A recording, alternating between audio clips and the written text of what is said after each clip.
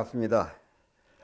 난세를 사는 비결 황석공 소설 강의를 계기로 건강과 행복한 삶을 이어가시를 염원하면서 오늘 강의를 시작하도록 하겠습니다. 오늘은 제5장 36절 문선 홀약하며 기가 불망자는 폭인이라 사나워질 폭자거든요. 폭군 연상군 할 때 사나울 폭자입니다. 폭. 선을 듣고 소홀히 여기며, 선을 들으면 그냥 그걸 좋아하면서 나도 실행해야지 그래야 되는데 오히려 선을 듣고도 그것을 소홀히 한다든지, 또 허물을 기억하여 잊지 않는 사람은 과거에 저 사람이 어쩌는데 어렸을 때 어쩌는데 그것을 잊어버리지 못해? 그런 사람은 결국은 사납게 된다. 이 반대로 돼야 되는데, 이 장상용의 주에 보면은 포적생원이라 사나우면 원망이 나오니라 이렇게 말씀을 하셨어요. 자, 선한 얘기를 들으면은 기쁜 마음으로 귀를 기울여야 하고, 허물이 있음을 알았거든 이를 기억해서 반드시 고치려고 노력을 해야 돼요. 크고 작은 악과 죄업도 알고 보면 작은 것에서 비롯이 됩니다. 작은 것에서 기울. 선한 이야기를 가벼이 알고 지나쳐버리거나 허물을 가볍게 알고 지나치면 그 사람 마음 가운데 점점 악의 씨앗이 자라나게 됩니다. 악의 씨앗이. 이 악의 씨앗은 자신의 눈과 귀를 멀게 하고 마침내 그 사람의 성질이 포악해지고 맙니다. 소태산 대종사께서 말씀하시기를 선을 행하고도 남이 몰라주는 것을 원망하면 선 가운데 악의 움이 자라나고, 악을 범하고도 참여를 하면 악 가운데 선의 움이 자라나나니, 그러므로 한때의 선으로 자만자족하여 향상을 막지도 말며 한때의 악으로 자포자기하여 타락하지도 말 것이라고 말씀을 하셨습니다. 선한 일을 하고서 이를 자랑하면 오히려 악의 싹이 자라나고, 비록 악을 범하였다 하더라도 진정으로 참여 개거하면 그 앞길이 열릴 수 있음을 알아야 합니다. 결코 작은 선에 자만하거나 한때의 악행에 쉽게 포기해서는 안 됩니다. 최근담에 성질이 조급하고 마음이 거친 사람은 한 가지 일도 이름이 없고, 마음이 부드럽고 기상이 평온한 사람은 100가지 복이 저절로 모이느라고 했습니다. 한 마음이 들어서 선을 행하기도 하고 악을 지키기도 합니다. 따라서 한 마음을 잘 다스리고 한 행동을 잘 살펴야 합니다. 잠시 잠깐이란 말은 짧은 시간을 말을 합니다. 옛 말씀에 인 일시지분이면 면 백일지 우라는 말이 있습니다. 한때 분함을 잘 참으면 백날이 편안하단 말입니다. 이와 비슷한 말 가운데 인득일시지기 하면 면득 백일지 운이라, 참을 수 있는 힘을 얻으면 100일간의 근심을 면할 수 있다고 하였습니다. 천만 경계를 당할 때마다 순간에 분을 사귀지 못하면 오래도록 후회할 일이 생긴다는 말씀을 마음 가운데 새겨야 합니다. 정산종사께서 말씀하시기를 눈이 제 눈을 보지 못하고 거울이 제 자체를 비추지 못하듯이 중생은 아상에 가려서 제 허물을 보지 못하고 남의 시비만 보나 공부에는 자타를 초월하여 자기를 살핌으로 차타의 시비를 바르게 안 하니라고 하셨습니다. 아상에 가려 자신의 허물을 살피지 못한다면 이것이 큰 병이 아닐 수가 없습니다.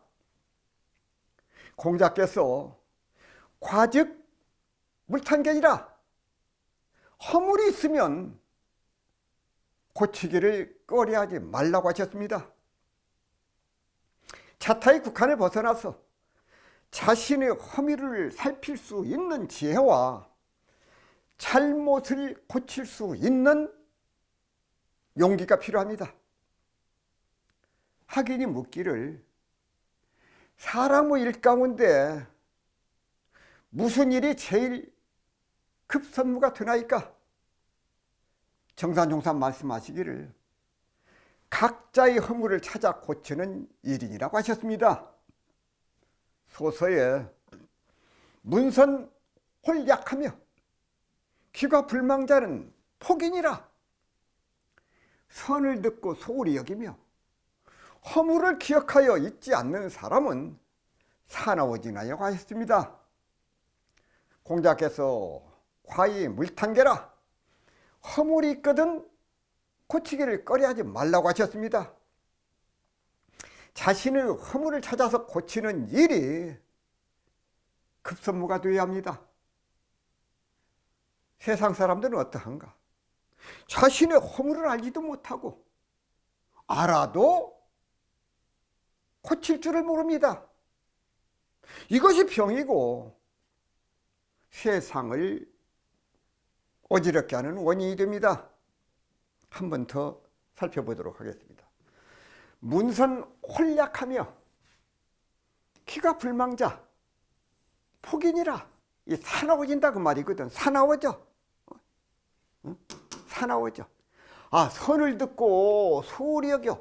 아, 선을 들으면 아이고 나도 저런 걸 좀 해야지, 나도 저렇게 하고 싶다, 나도 저렇게 닮아가야 된다, 아, 그런 생각을 해야 되는데 그것은 자기는 관계없는 일처럼 생각을 해. 그걸 소홀히 여. 그러고 어떤 허물을 기억해서 저 사람이 과거에 나한테 어쩌고 어쩌고 했는데 해서 나쁜 것만을 기억해서 그걸 잊어버리지 못한 사람, 그 사람은 결국은 폭한 사람이 돼. 사나운 사람이 돼. 자기 앞길을 망치고 그 회사를 망치고 그 나라를 망치게 돼.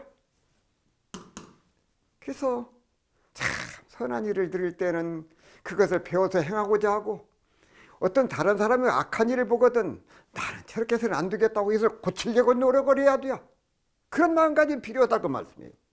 그래서 그 말씀을 드리면서 마무리하도록 하겠습니다. 37절, 5장 37절 함께 공부하시다. 소인 불가신하며 소신 불가임자는 탁이라, 이게 혼탁해진다, 점점 그냥 흐려진다 그 말씀이거든요. 사람도 정신이 몽롱해지고 그렇게 하면 혼탁해지거든요. 마약을 하는 사람들이라든지 이런 사람들이 혼탁해진다. 정신이 혼탁해져. 맡기고 가히 믿지 못하고, 아, 일을 맡겼으면 그 사람은 믿어야 되는데, 아, 믿지 못하면 아예 처음부터 쓰지를 말든지, 아, 맡았으면 믿어야 되는데 믿지를 못하고, 아, 믿고도 가히 맡기지.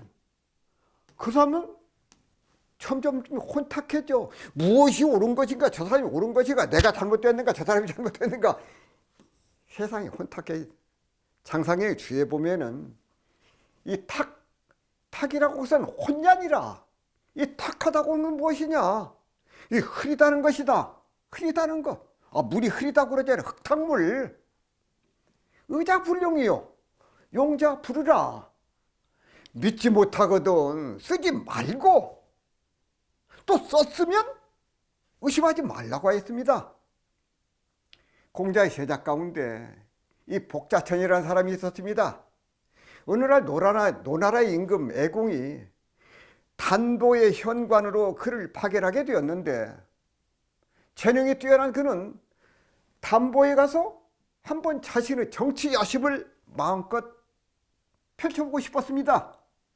그러나 일단 일을 추진하고 할 때 애공의 간신들의 말만 듣고 의심하지는 않을까 걱정이 되어서 그는 고심 끝에 계책 하나를 짜냈습니다.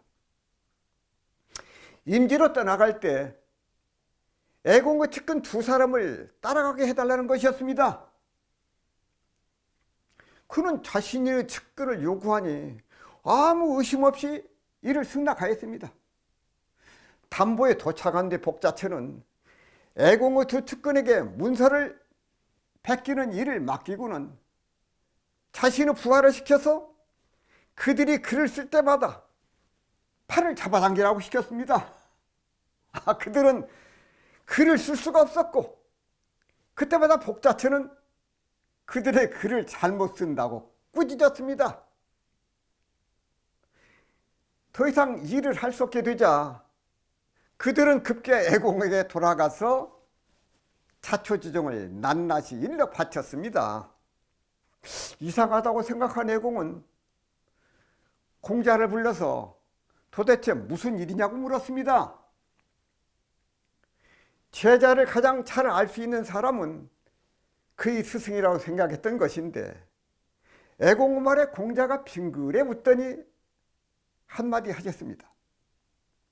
의인막용 용인물의, 곧 의심스럽거든 사람을 쓰지 말고 일단 사람을 쓰면 의심하지 말아야 합니다. 애공이 물었습니다. 의심하면 쓰지 말고 일단 쓰면 의심하지 말라. 그게 무슨 말씀입니까? 도대체 이 말이 복자천과 무슨 관계가 있다는 것입니까? 공자께서 말씀하시기를 제 생각엔 복자천이 이치 하나를 깨우쳐 드리고자 하는 일인 듯 합니다. 곧 일을 맡긴 이상에는 완전히 맡겨서 일을 제대로 할 수 있게 해야지 간섭이 많으면 일을 잘 할 수 없다는 뜻이 아닐까요? 하고 말씀을 하셨습니다. 공자의 말을 들은 애공은 그제 알겠다고 고개를 끄덕이면서 곧바로 아끼던 사람을 보내서 말을 하기를 지금부터 담보는 과인의 소유가 아니라 그대의 소유이다. 담보에 유리한 것이 있다면 그대가 결정해서 시행을 하라. 그리고 5년이 지나면 그동안 베푼 정사의 요지만을 간단히 보고하도록 하라고 하였습니다. 복자천은 애공의 명령을 받들어서 담보를 다스렸고 3년 있다가 무마귀가 담보에 가서 밤에 물고기를 잡고 있는 사람을 보았는데 그는 고기를 잡으면 그냥 놓아주는 것이었습니다. 무마귀가 묻기를 고기를 잡기 위한 것인데 왜 잡은 것을 놓아주는 것이요? 그가 답하기를 복자천께서는 사람들이 작은 물고기를 잡는 것을 바라지 않으십니다. 제가 놓아주는 것은 작은 물고기들입니다고 했습니다. 이름 없는 백성들조차 남이 보지 않는 한밤중에도 덕을 실천할 정도로 겨우 3년도 안 되어서 담보는 나라 안에서 가장 행정과 시정이 바로잡힌 지역이 된 것입니다. 담보의 현관 복자천은 의인막용 욕인물의, 곧 의심스럽거든 사람을 쓰지 말고 일단 사람을 쓰면 의심하지 말아야 한다는 가르침을 몸소 실천한 것입니다. 소서에 소인 불가신하며 소신 불가임자는 탁이라. 맡기고 가히 믿지 아니하며 믿고 가히 맡기지 아니하면 혼탁해지라고 하였습니다. 사람이 의심되거든 쓰지 말고 썼으면 믿고 맡게 합니다.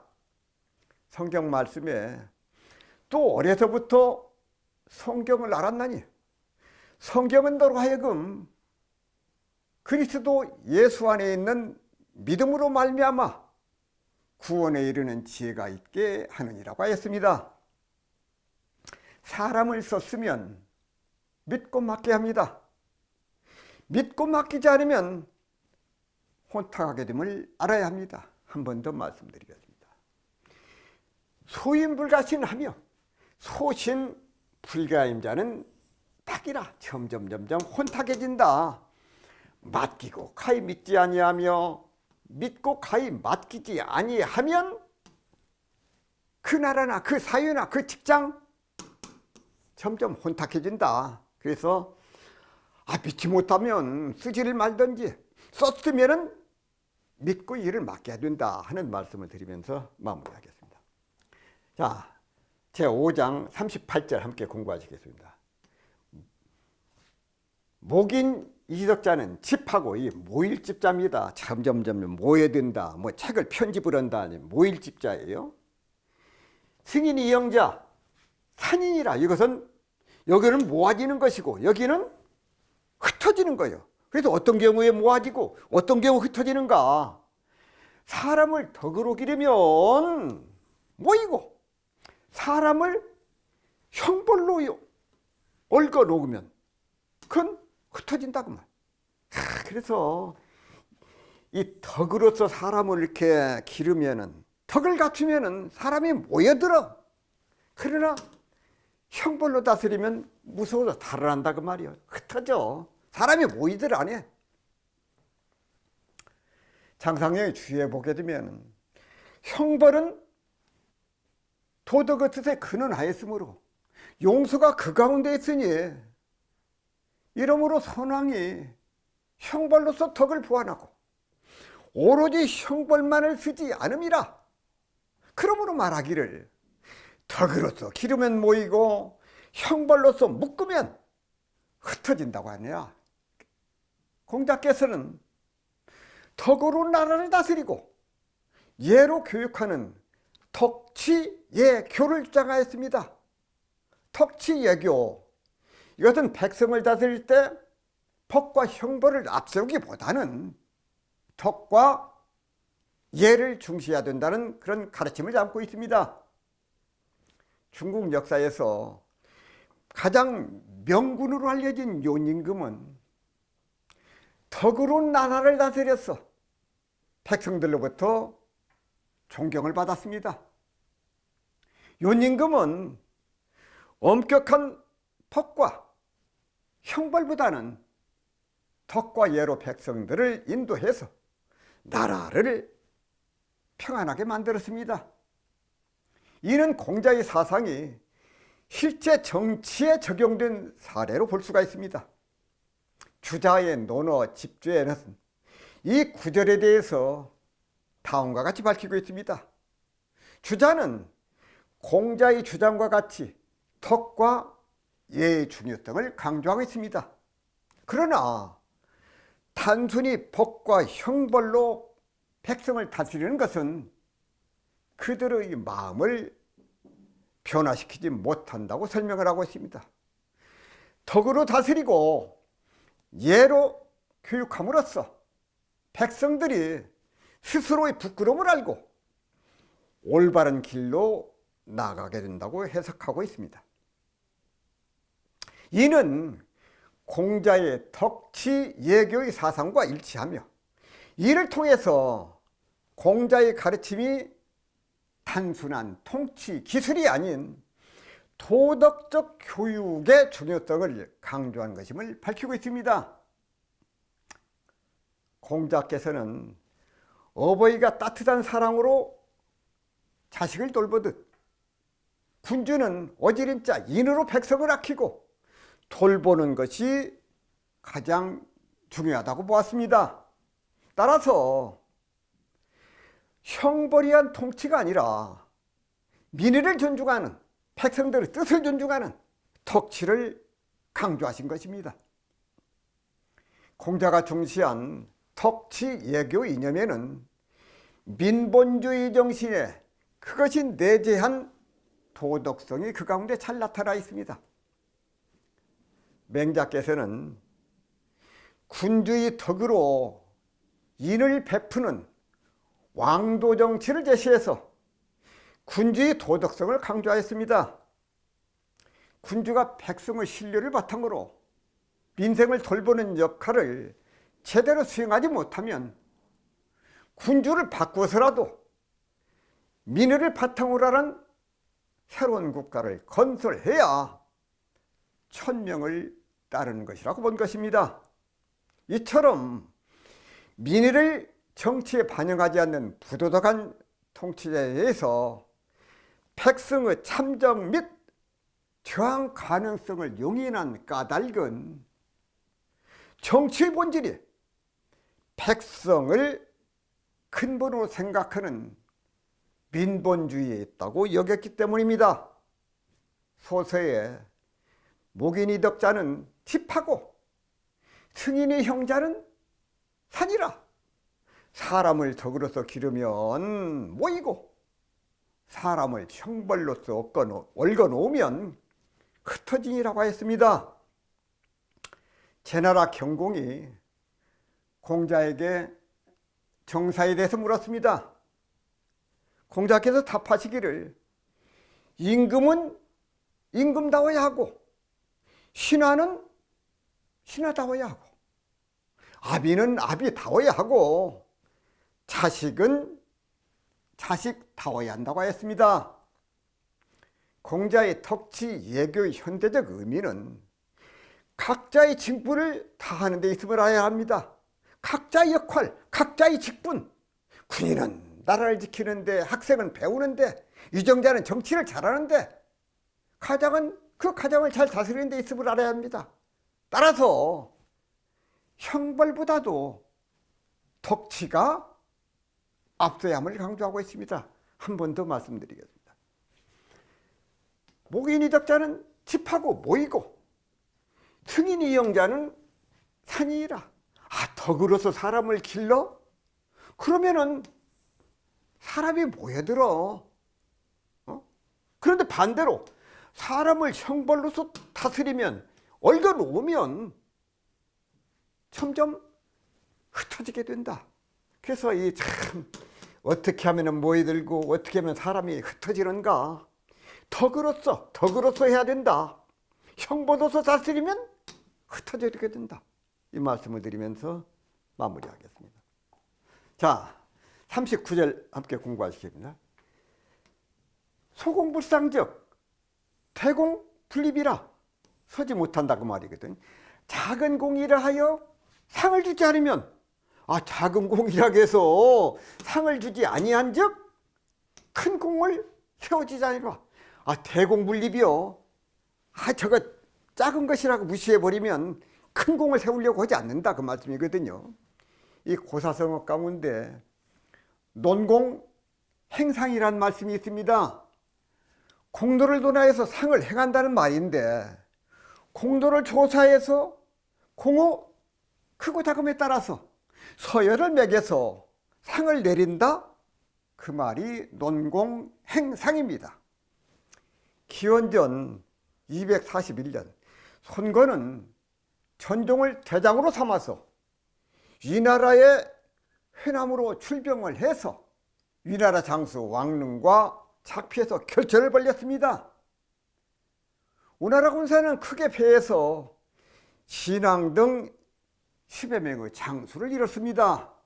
당시 고담의 아우 고승과 장효의 두 부장은 수칠해서 작전 중이었는데 작피의 패전 소식을 듣고 즉각 구원하러 가서 위나라 왕릉의 군사를 저지했습니다. 막아냈어.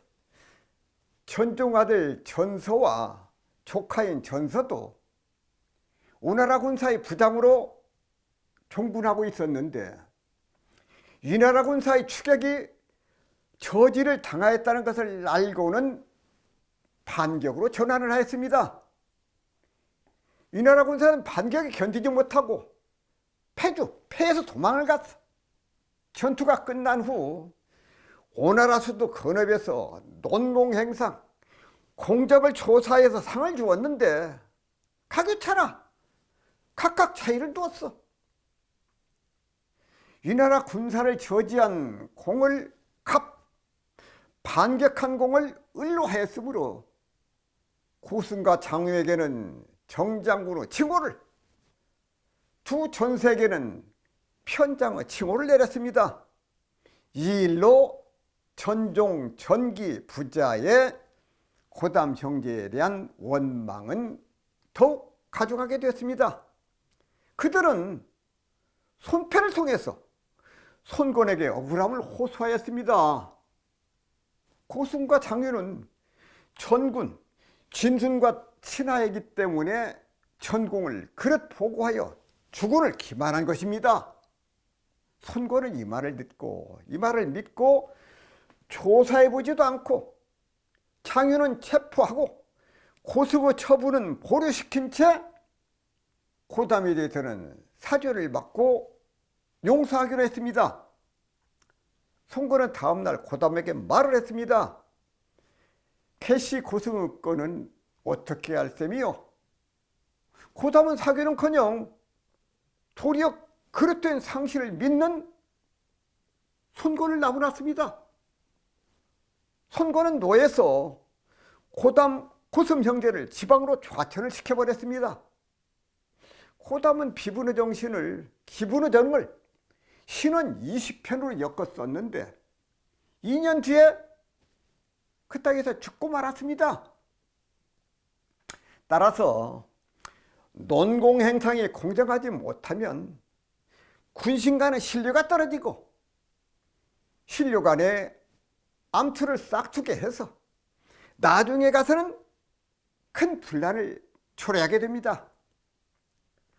칭찬을 아끼지 말아야 합니다. 칭찬은 고래도 춤추게 한다고 하였습니다. 칭찬은 무덤 속까지 간다는 말도 있습니다. 작은 일에 칭찬을 아끼지 않으면 더 큰 성공에 미끄럼이 될 수가 있습니다. 한 송이 화초가 아름다운 꽃을 피우려 하면 따뜻한 햇빛이 필요하듯 한 인간이 건전하게 성장하려면 칭찬이라는 햇빛을 많이 받아야 합니다. 칭찬을 아끼지 말라. 칭찬에 인색하지 말자. 칭찬처럼 좋은 약이 없다. 현대인들은 칭찬에 굶주려 있습니다. 자식을 칭찬하지 않는 부모, 아내를 칭찬하지 않는 남편, 제자를 칭찬하지 않는 스승, 모두가 어딘가 잘못되어 있습니다. 칭찬은 미션이 되는 것도 아닙니다. 그런데 왜 남을 칭찬하지 않는가? 그 원인은 무엇인가? 남을 칭찬하는 것은 쉬운 일이 아닙니다. 시기심이 많은 사람, 열등감에 사로잡힌 사람, 경쟁의식이 강한 사람, 오만하거나 마음을 편협한 사람은 남을 칭찬하지 않고 오히려 남을 헐뜯으려고 합니다.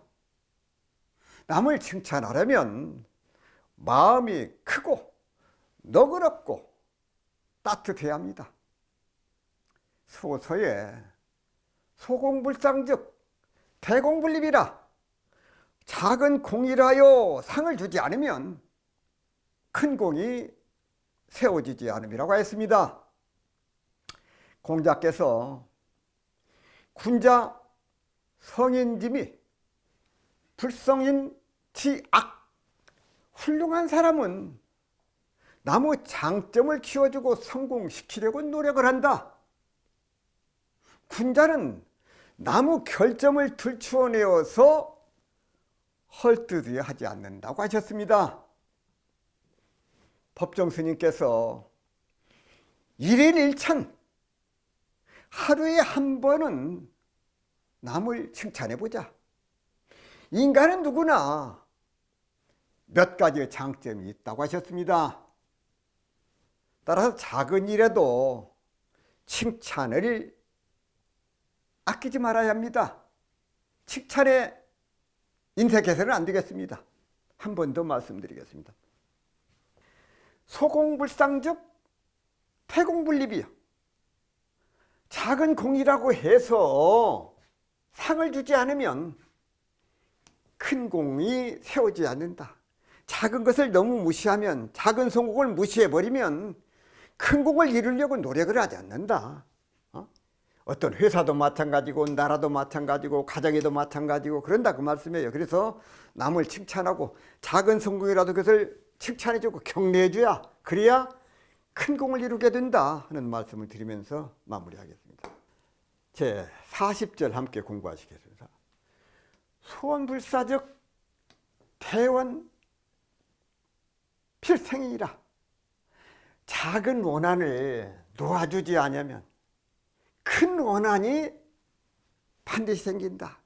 작은 원한, 그것이 모이고 모여서 나중에는 큰 원한이 된다 그 말씀이거든요. 자, 이소성대라는 말이 있습니다. 이소성대. 작은 것이 모이고 모여서 큰 것이 된다고. 원한도 이와 같습니다.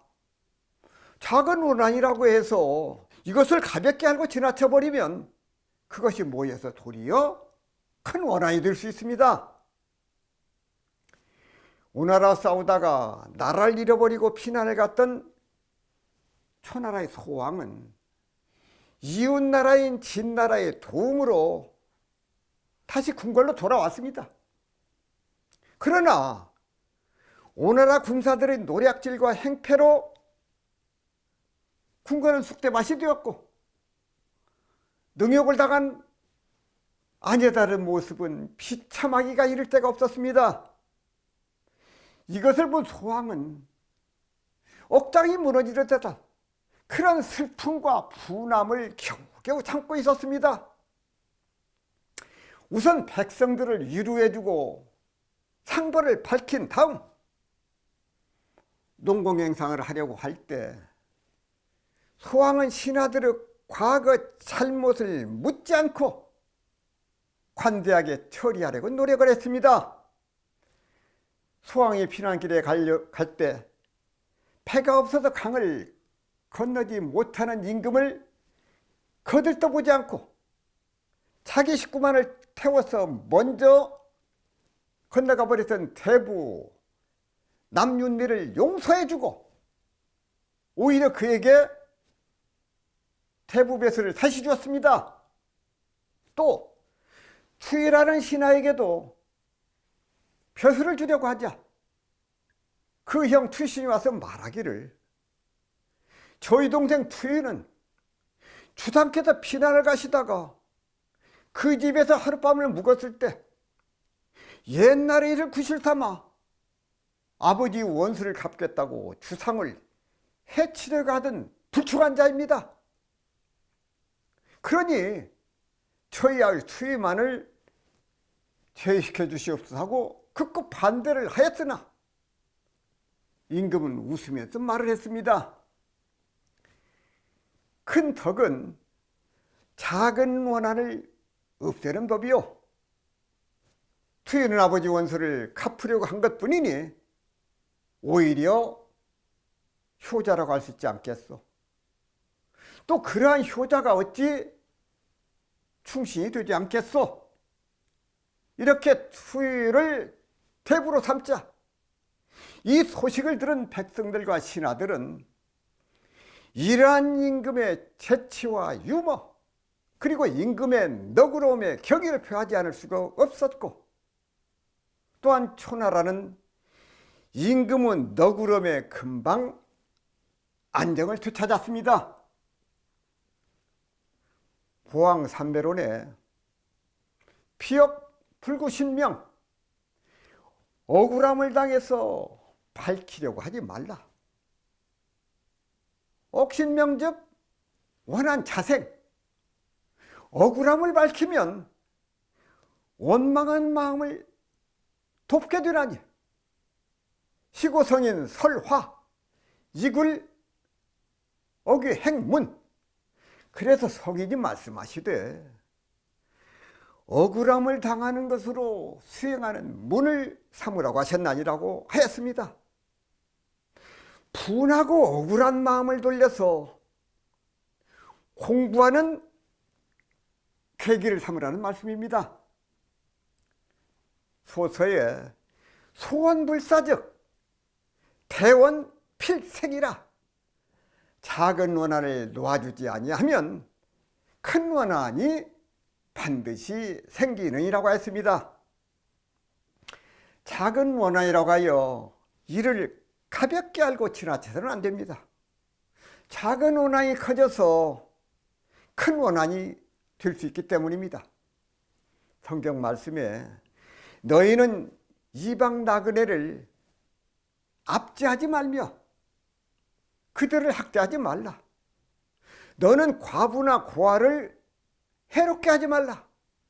내가 만일 그들을 해롭게 함으로 그들이 내게 부르짖으면 내가 반드시 그 부르짖음을 들을지라. 나의 노가 맹렬함으로 내가 칼로 너희를 죽이리니 너희 아내는 과부가 되고 너희 자녀는 고아가 되리라고 하셨습니다. 재근담에 내가 타인에게 잘한 일이 있을 경우 이를 염두에 두지 말아야 하지만 허물은 곧바로 마음에 간직해 두어야 한다. 타인이 나에게 은혜를 베푼 것을 있으면 잊지 말아야 하지만 원망은 곧 잊어버려야 한다고 했습니다. 내가 남에게 끼친 공덕이 있다고 하더라도 그것에 대한 보상을 바라지 말아야 합니다. 그 공덕의 크기가 얼마나 될 건지 헤아리지 말고 염두에 두어서도 안 됩니다. 그러나 내가 남에게 저지른 잘못이 있으면 마땅히 그 잘못을 뉘우치고 고쳐야 하며 그 사실을 잊어서는 안 됩니다. 또한 남이 내게 은혜를 베풀었으면 그 은혜를 갚아야 하고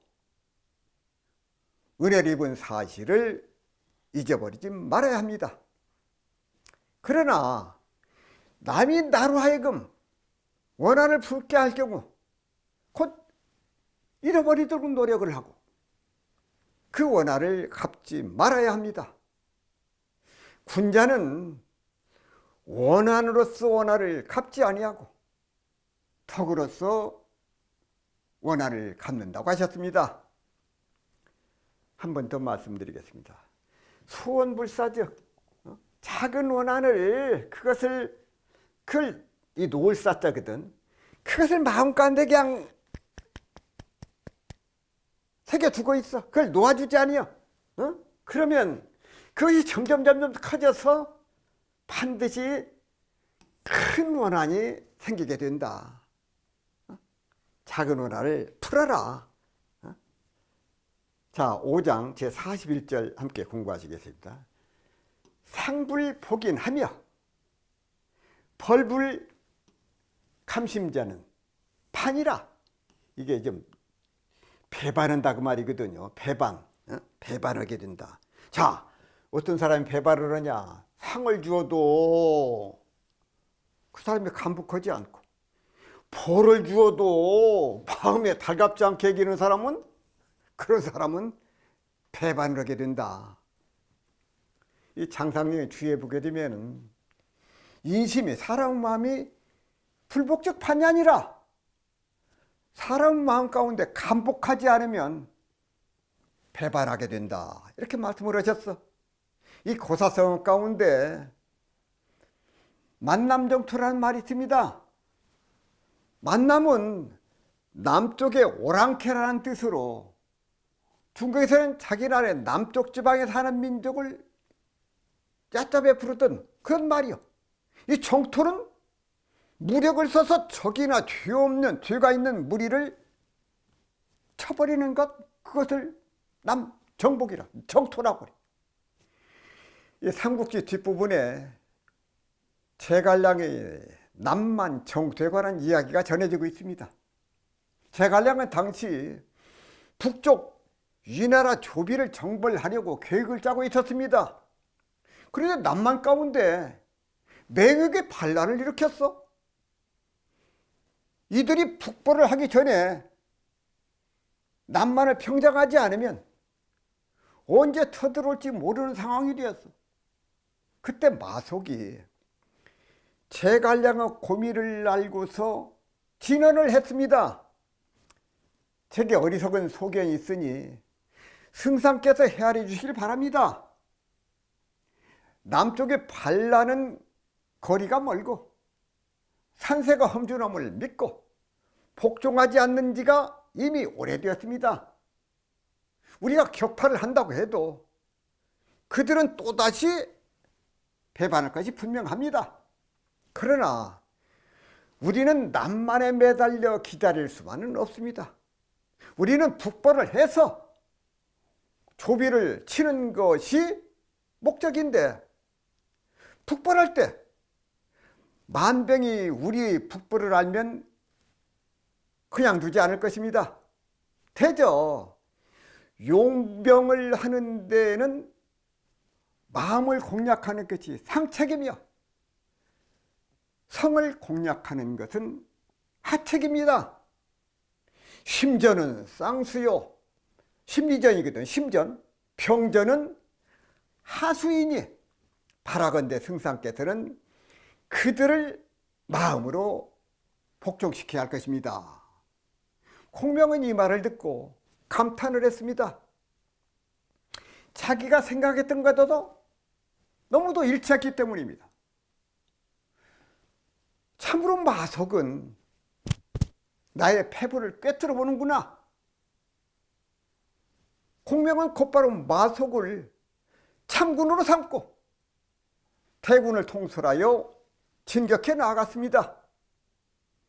남망군과 대치한 제갈량은 작전을 개시한 지 얼마 안 되어서 맹욕을 쉽게 횡포하였습니다.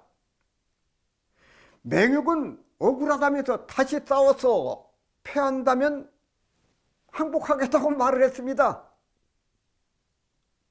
공명은 맹욕을 믿고 그대로 풀어주었습니다. 공명이 맹욕을 풀어주자 지켜보던 장수들이 말하기를, 맹욕은 남만의 괴수입니다.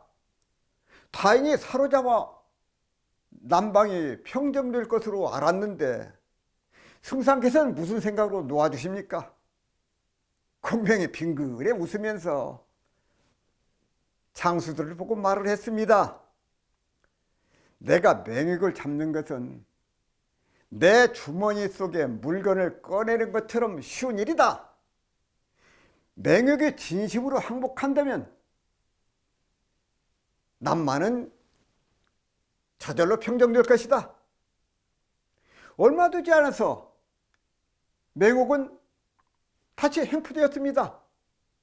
그러나 그는 여전히 불복했습니다. 공명은 또다시 맹욕을 풀어주었습니다. 그러나 맹욕은 곧 바로 사로잡혔어. 그러기를 7차례나 했어. 7번째 맹욕을 사로잡았을 때 제갈량은 사람을 보내서 말을 했습니다. 제갈 승상께서 당신과 대면하기가 부끄럽다고 여기시면서 다시 한번 풀어줄 터니 처녀를 가다듬어서 싸워보자고 청하셨습니다. 이에 맹욕은 눈물을 흘리면서 마침내 진심으로 항복하면서 자고로 전쟁에서 7번이나 풀어주었다는 말은 들어본 적이 없어. 내 비록 변방에 사는 야인이나 예의라는 것이 무엇인지는 알고 있어. 어찌 부끄러워서 싸울 수가 있겠소 하며 공명의 배려에 감복을 했고, 또한 공명의 술수에 자기는 적수가 되지 못한다는 것을 알아차렸기 때문에 그 뒤로는 더 이상 촉한에 대항하지 않았습니다. 제갈량은 맹욕의 촉한에 관직을 내렸습니다. 나중에는 어사 중순까지 올랐습니다. 남만은 현재 중국의 남부지방과 베트남의 일부를 말을 합니다. 지금 세계 이목이 집중되는 그곳이 바로 베트남입니다. 당시 제갈량은 맹획 한 사람을 죽이는 것은 쉬운 일이었으나 그는 변방 사람들을 인정을 하고 마음으로 항복받기를 원했던 것입니다. 소서에 상복불인하며 벌불감심자는 반이라. 상을 주어도 사람이 감복하지 아니하며 벌을 주어도 마음에 달갑지 않게 여기는 자는 배반하니라고 했습니다. 진정으로 감복하지 않으면 언제든지 배반할 수 있음을 알아야 합니다. 성경 말씀에 너희는 삼가 말씀하신 일을 거역하지 말라. 땅에서 경고하신 일을 거역한 그들이 피하지 못하였거든. 하물며 하늘로부터 경고하신 일을 배반한 일은 우리 일까 보냐고 하셨습니다. 상을 주어도 감복하지 않고 벌을 주어도 마음에 달갑게 여기지 않는 자는 배반하게 된다는 소서의 가르침을 명심해서 들어야 합니다. 그렇습니다. 참 상을 주어도 감복하지 않고 벌을 주어도 달갑게 여기지 않는 사람, 그 사람은 기회가 있으면 배반을 한다. 그래서 마음 가운데 진심으로 우러나는 그런 그 감복, 그런 항복을 얻어내야 그 사람이 진정한 승리자가 된다. 참 그래서 우리가 다른 사람을 참 감복을 시킨다고 하는 것이 그것이 얼마나 어려운 일인가. 돈으로 억지로 안 된다 그 말씀이거든요. 마음으로 진정으로 그 사람은 마음으로 움직여야 돼요. 그래서 참 우리 교도님들이나 시청자 여러분들께서도 상대방의 마음을 감동을 준다고 하는 사실, 어떻게 하면 상대방의 감동을 얻을 수 있는가, 그런 문제를 한번 생각을 해보시기를 염원을 하면서 오늘 강의를 마무리하도록 하겠습니다. 감사합니다.